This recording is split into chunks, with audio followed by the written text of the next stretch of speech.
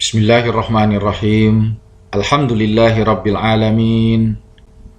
Wassalatu wassalamu ala asrafil anbiya'i wal mursalin wa ala alihi wa ashabihi wa man tabi'ahum bi ihsan ila yaumiddin.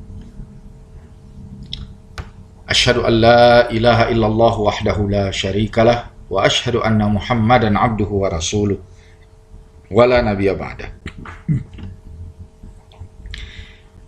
Ya ayyuhalladzina amanu taqullaha haqqa tuqatih wa la tamutunna illa wa antum muslimun. Amma ba'd, sahabat Kauja yang tercinta, yang tersayang, alhamdulillah kita panjatkan syukur kepada Allah dengan tidak bosan-bosannya atas fadilah, keutamaan, keberkahan, taufik dan inayahnya yang selalu dilimpahkan, dicurahkan kepada kita. Sehingga pada kali ini kembali kita dapat berjumpa meskipun melalui wasilah media sosial, namun atas izin Allah lah terjadinya kemudahan-kemudahan ini. Alhamdulillah teman-teman yang dirahmati Allah, kali ini kita melanjutkan pelajaran kita dari kitab Syekh Muhammad bin Shalih Al-Utsaimin rahimahullah yang berjudul Majalis Syahrul Ramadan. Nah, kali ini kita akan membahas bab yang kedua, ya, yang berjudul Fadlus Siyam atau keutamaan puasa. Teman-teman yang tersayang, Syekh menjelaskan mengenai keutamaan puasa dengan mengajukan beberapa buah dalil. Yang pertama adalah surah Al-Baqarah ayat 183. Sebagai dasar pembahasan, beliau mengangkat ayat ini, Al-Baqarah 183, menunjukkan bahwa keistimewaan puasa ini karena ibadah ini sudah diwajibkan jauh sebelum umat Islam lahir. Ya. Allah berfirman, A'udzu billahi minasyaitonir rajim, ya ayyuhalladzina amanu kutiba alaikumussyiyam kama kutiba alal ladzina min qablikum la'allakum tattaqun. Wahai orang-orang yang beriman, diwajibkan atas kamu berpuasa sebagaimana diwajibkan atas orang-orang sebelum kamu agar kamu bertakwa. Nah, teman-teman yang dirahmati oleh Allah, ya, ini adalah dalil yang menunjukkan bahwa puasa ini merupakan ibadah yang istimewa. Sebabnya apa? Karena ternyata ibadah puasa ini sudah ada sejak zaman Nabi Adam, Nabi Nuh, Nabi Ibrahim. Semua para nabi memerintahkan dan memberi contoh kepada umat dan kaumnya mengerjakan ibadah puasa. Hanya waktu dan caranya yang berbeda. Ya. Waktu dan caranya yang berbeda. Bagi kaum muslimin, bagi umat Nabi Muhammad SAW ditentukan puasa wajib itu di bulan Ramadan. Dan caranya dengan cara menahan sejak terbit fajar sampai terbenamnya matahari. Ini cara yang khusus yang diatur oleh Allah untuk umat Nabi Muhammad SAW. Teman-teman yang dirahmati oleh Allah, lantas apa keutamaan-keutamaan daripada puasa tersebut? Salah satu di antara keutamaan bulan Ramadan, puasa bulan Ramadan atau puasa fardu, dijelaskan oleh baginda Nabi SAW dalam kitab Sahihain, Bukhari dan Muslim dari Abu Hurairah. Rasulullah bersabda, "Man shama Ramadana imanan wa ihtisaban, ghufira lahu ma taqaddama min dzambihi." Barang siapa yang berpuasa di bulan Ramadan dengan iman dan karena mengharapkan pahala Allah, mengharapkan keridaan Allah, maka niscaya akan diampuni dosa-dosanya yang telah lalu.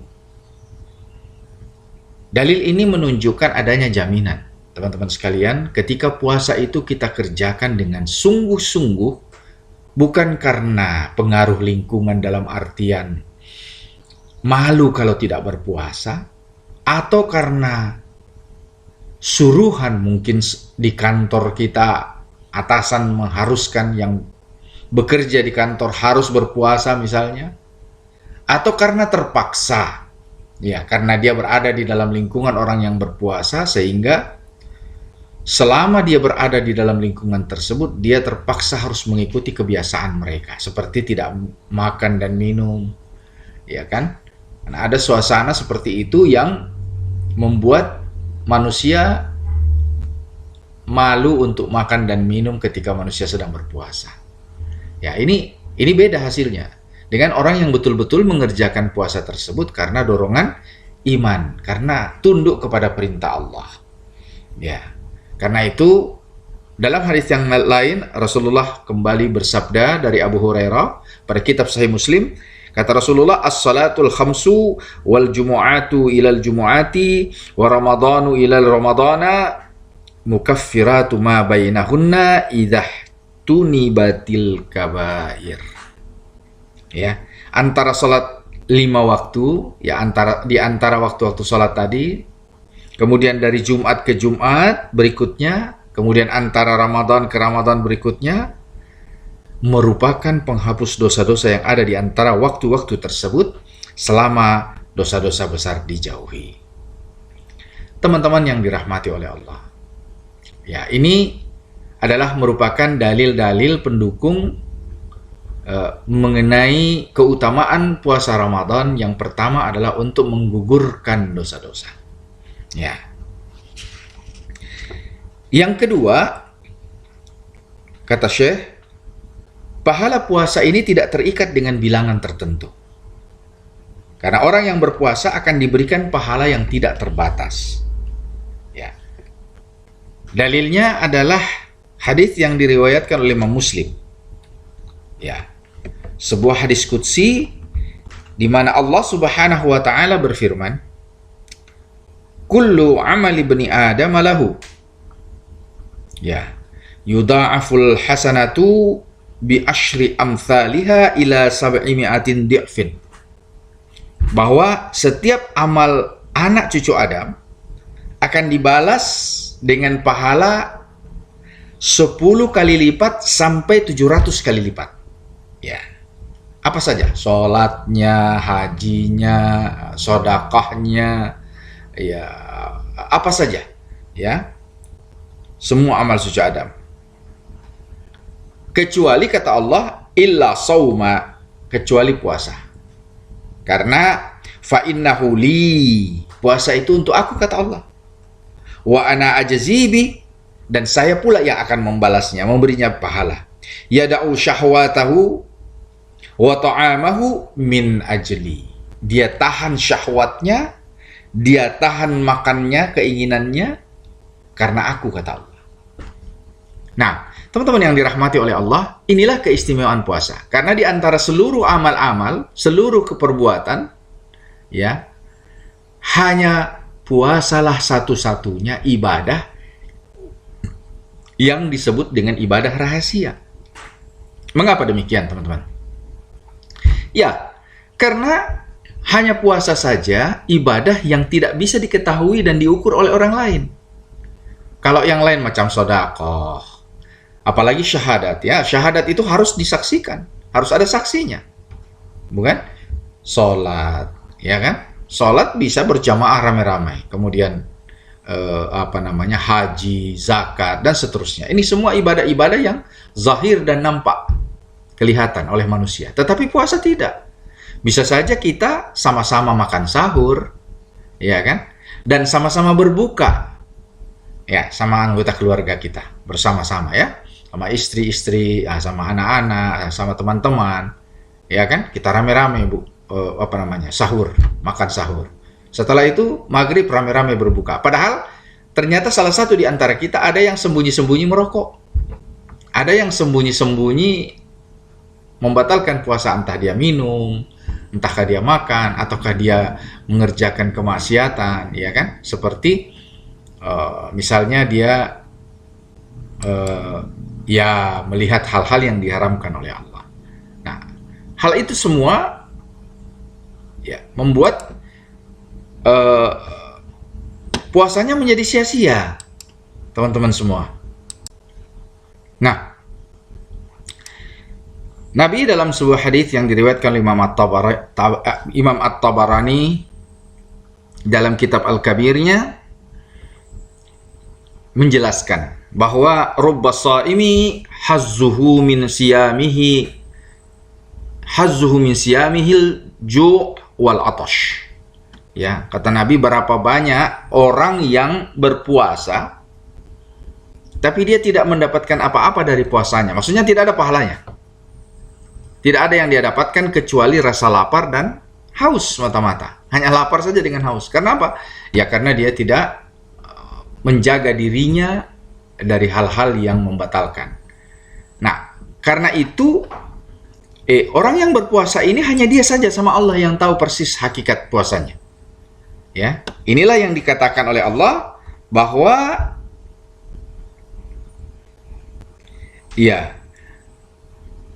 yada'u syahwatu wa ta'amuhu min ajlih.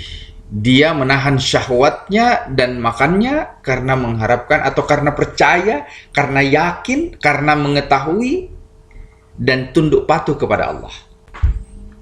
Nah, teman-teman yang dirahmati oleh Allah,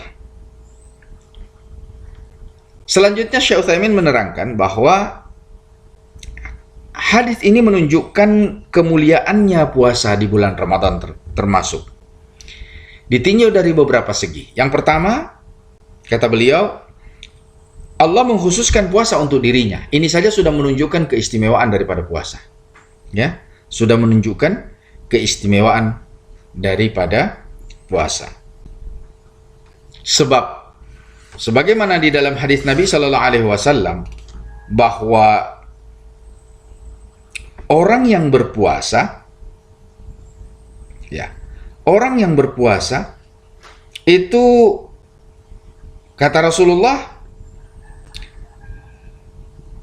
di dalam hadis yang lain, walladzi nafsu Muhammadin biyadihi la khalufu famis shaimi atyabu indallahi min rihil mishk. Ya, bau mulutnya orang yang berpuasa, kata Nabi, ya, bau mulutnya, ya, itu atyabu indallahi min rihil mishk, lebih harum nilainya di sisi Allah daripada bau parfum. Nah, teman-teman yang dicintai oleh Allah, bayangkan, bau mulut orang yang berpuasa itu jujur saja ya, tidak ada yang harum. Ya. Meskipun orang yang berpuasa tersebut bersiwak berkali-kali. Ya tetap saja, karena mulut kosong, maka lambung juga kosong, ya, perut kosong, lambung kosong, maka isi yang keluar dari lambung melalui mulut kita adalah gas. Yaitu gas makanan-makanan yang mengalami pembusukan di dalam saluran pencernaan kita, bukan? Maka pembusukan itulah yang menyebabkan aroma dan udara yang keluar dari mulut kita sehingga dia berbau. Dan mohon maaf teman-teman sekalian, jujur aja, tidak ada orang yang senang dengan bau busuk. Ya kan? Tidak ada orang yang senang dengan bau busuk. Kalau orang yang normal, dia tidak akan suka. Tetapi bayangkan rekan-rekan sekalian, hal yang seburuk itu, ya dalam tanda kutip ya, hal yang seburuk itu, yang busuk itu, yang paling rendah, ternyata di sisi Allah begitu tinggi dan mulia. Maka dampak atau akibat daripada orang yang berpuasa yang menyebabkan mulutnya berbau itu, yang begitu tidak disukai oleh manusia, dampak dari orang berpuasa ini, ternyata begitu agungnya di sisi Allah. Lebih harum dari minyak misyk, kata Rasulullah. Rihal misyk. Bayangkan ini, yang paling jeleknya saja puasa kayak gitu nilainya di sisi Allah. Bagaimana yang lebih istimewa daripada itu? Bagaimana yang lebih mulia, bagaimana yang lebih bagus daripada amalan puasa yang lebih istimewa daripada hasil dari amalan puasa itu? Tentu akan jauh lebih besar lagi dampak dimensi spiritualnya di sisi Allah. Ya. Nah, faedah dari kekhususan puasa ini juga akan tampak pada hari kiamat. Sebagaimana perkataan seorang ulama tabi'in, yaitu Sufyan bin Uyainah rahimahullah, dalam kitab Fathul Bari, babnya adalah bab saum, fadilatus saum. Nah, ini kitab Fathul Bari yang disusun oleh Imam Ibnu Hajar Al-Asqalani ya. Nah, apa perkataan Sufyan bin Uyainah tersebut? Kata beliau, pada hari kiamat Allah akan memperhitungkan amal hambanya dan membalas berbagai kezaliman yang dilakukannya dari seluruh amalnya tersebut, sampai tidak ada lagi yang tersisa, ya, kecuali tinggal puasa. Maka Allah akan menanggung kezaliman-kezalimannya yang masih tersisa tersebut dengan melipat gandakan pahala puasanya tadi. Lalu Allah memasukkan pelakunya ke dalam surga.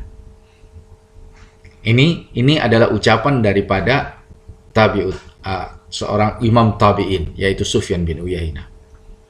Ya. Di akhirat kelak, ketika catatan-catatan amal manusia dikeluarkan, ya, catatan kebaikan diletakkan pada batu timbangan yang sebelah kanan dan keburukan pada batu timbangan yang sebelah kiri, maka orang-orang yang banyak melakukan kezaliman yang menyebabkan batu timbangannya menjadi berat ke kiri, seharusnya dia masuk ke dalam neraka. Harusnya. Tapi Allah simpan dulu pahala puasa. Ya. Karena bukankah pahala-pahala yang lain itu ada batasnya kalau mau dibalas? 10 kali sampai 700 kali. Kecuali puasa, kata Allah.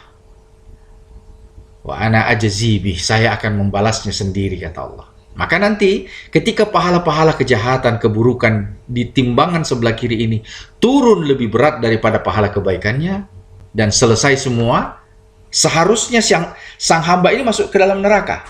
Karena pahala timbangan di sebelah kirinya lebih berat. Lalu Allah perintahkan, naikkan pahala timbangan naikkan catatan puasanya. Maka Allah akan para malaikat meletakkan catatan puasa di dalam batu timbangan yang lain. Lalu Allah berikan pahala terhadap puasa dengan pahala yang tidak terhitung, sampai batu timbangan sebelah kanan ini turun dan akhirnya lebih berat daripada pahala kejahatan, daripada timbangan sebelah kiri atau timbangan kejahatan. Yang hal tersebut menjadikan si hamba tadi pantas untuk dimasukkan ke dalam syurga. Teman-teman yang dirahmati oleh Allah, inilah yang dimaksudkan wa ana ajzibih, di mana keutamaan puasa itu akan menutupi kekurangan-kekurangan pahala kita pada saat mizan di akhirat telah ditegakkan. Baik. Ini sejalan dengan firman Allah dalam surah Az-Zumar ayat 10, di mana Allah berfirman, "Innama yuwaffas sabirun ajrahum bighairi hisab." Ya. Kata Allah, "Innama yuwaffas sabiruna ajrahum bighairi hisab." Sesungguhnya orang yang bersabar, hanya orang yang bersabar yang dicukupkan pahala mereka tanpa batas. Loh, kok apa hubungannya puasa dengan sabar, Ustadz? Oh iya. Kata Syekh, di dalam amalan ibadah puasa ini tercakup 3 tingkatan kesabaran. Ya. Sepakat para ulama ya bahwa kesabaran itu ada 3 macam. Kesabaran yang paling rendah adalah sabar dalam ketaatan. Ini yang paling rendah. Artinya ya kita taat mengerjakan ibadah. Ya meskipun kadang-kadang muncul rasa malas, muncul macam-macam. Tapi karena kita sadar dan kita tahu hak-hak Allah, maka kita terus mengerjakan ketaatan tersebut. Meskipun dengan penuh kepayahan, termasuk puasa. Ya kan? Sabar dalam ketaatan. Ini yang paling rendah. Yang kedua, yang lebih tinggi tingkatannya adalah sabar dalam kemaksiatan. Maksudnya sabar dalam menghindari kemaksiatan.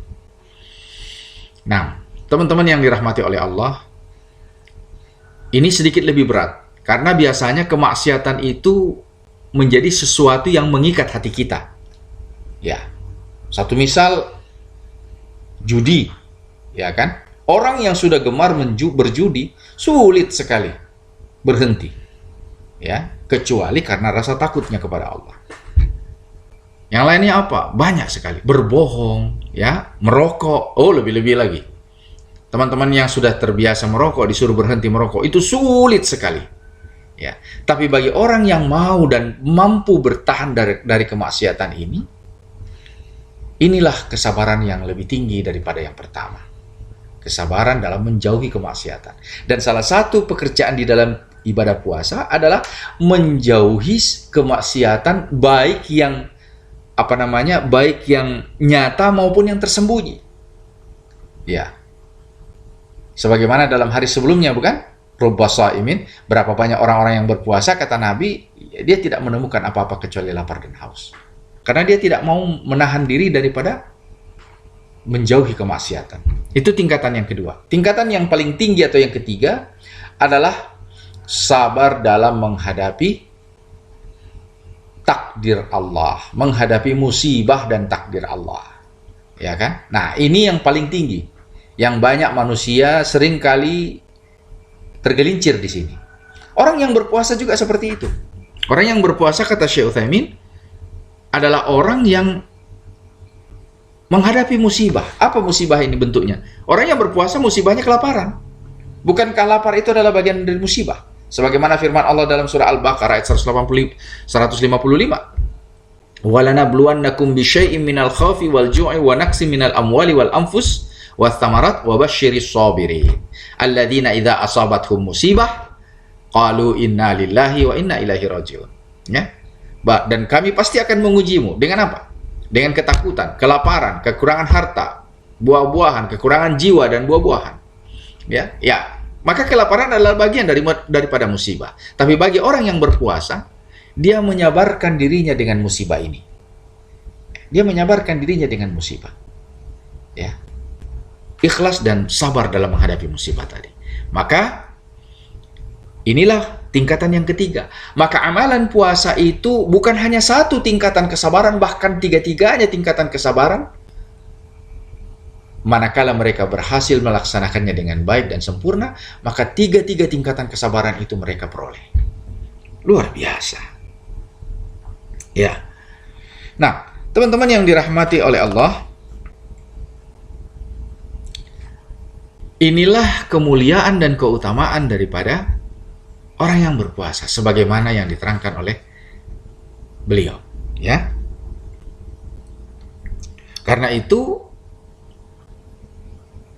puasa itu adalah sesuatu yang kelak oleh Allah Subhanahu wa taala datang di akhirat sebagai pemberi syafaat. Ya. Sebagaimana hadis yang diriwayatkan oleh Abdullah bin Amr dari Imam Ahmad bin Hanbal, ya, bahwa Rasulullah telah bersabda, "As-shaimu wal Qur'anu yashfa'ani lil 'abdi yaumal qiyamah." Ya, kata Nabi, as-siyam, puasa, wal Qur'an, keduanya yashfa'ani, akan meminta syafaat, akan meminta izin kepada Allah untuk memberi syafaat kepada seorang hamba pada hari kiamat. Yaqulus siyam, berkatalah puasa, "Ay Rabbi, mana'tuhu ta'ama wasyahwata fasyaffi'ni fi." Wahai Tuhanku, aku telah mencegah orang ini dari makan dan syahwatnya. Maka izinkanlah, jadikanlah aku sebagai pemberi syafaat untuknya. Wa yaqulul Qur'an, dan Al-Qur'an pun akan berbicara. Mana'tuhun naum bil laili fasyaffi'ni fi. Kata Al-Qur'an, ya Rabb, aku telah mencegahnya tidur di malam hari untuk membaca Al-Qur'an. Maka jadikanlah aku juga sebagai pemberi syafaat untuknya. Maka kata Nabi, fayashfa'ani, maka keduanya pun lalu diizinkan dan memberikan syafaat kepada orang tersebut. Meskipun orang ini catatannya menjadi ahli neraka, tetapi dengan adanya puasa dan Quran yang memberi syafaat, maka Allah mengampuni dia, melepaskan dia dari siksa neraka dan memasukkan dia ke dalam syurga. Teman-teman yang dirahmati oleh Allah, begitu besar dan begitu istimewa kemuliaan dari puasa ini, sehingga betapa meruginya bagi kita bila mana melalaikan amalan tersebut. Mudah-mudahan pelajaran kita pada kali ini membawa manfaat dan menjadikan diri kita menjadi hamba Allah yang bersiap bertemu dengan Ramadan beberapa kurang dari 2 bulan ke depan, dan mudah-mudahan kita termasuk hamba yang diampuni dosanya dan keluar dari bulan Ramadan sebagai pemenang. Akhirul kalam, kita tutup majelis kita dengan doa kafaratul majelis dan kalimatul hamdalah. Subhanaka Allahumma wa bihamdika asyhadu an la ilaha illa anta astaghfiruka wa atubu ilaik. Alhamdulillahi rabbil alamin. Bagi rekan-rekan sekalian yang memiliki pertanyaan seputar pembahasan, silakan memberikan komentar atau pertanyaan pada kolom komentar.